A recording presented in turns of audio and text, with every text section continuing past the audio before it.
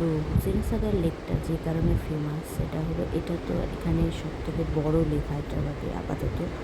আর এখানে যে বুদ্ধ স্ট্যাচুটা রয়েছে যেখানে আর কি লঞ্চে করে নিয়ে গিয়ে নামায়, তো এই বুদ্ধ স্ট্যাচুটা হচ্ছে একটা সিঙ্গেল স্টোন থেকে বানানো হয়েছে এবং এটা বানিয়েছেন 40 জন স্কাল্পচার মিলে। আর এটাকে নিয়ে আসা হয়েছে কিন্তু রায়গিরি থেকে, প্রায় 60 কিলোমিটার দূর থেকে নিয়ে আসা হয়েছে। আর এটা যে ক্যারিয়েজটাতে করে নিয়ে আসা হয়েছিল তার কিন্তু 192 হুইলস ছিল।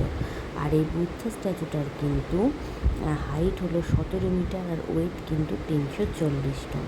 তো আপনারা বুঝতেই পারছেন যে কী কারণে এই বুদ্ধা স্ট্যাচুটা এত ফেমাস। আর এটা হচ্ছে কিন্তু হায়দ্রাবাদ সেক্রেটারিয়েট, যেটা কিন্তু ওই বুদ্ধ স্ট্যাচুর ওখান থেকে বা হুসেনসাগরের লেকের মাঝখান থেকে বা হুসেনসাগরের লেকের কাছাকাছি এরিয়া থেকে দেখা যায়।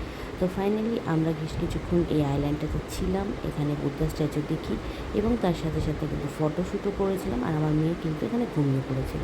যাই হোক, সুন্দর কেটেছিল দিনটা। আর আমার ভিডিও যদি ভালো লাগে তাহলে চ্যানেলটাকে অবশ্যই সাবস্ক্রাইব করবেন।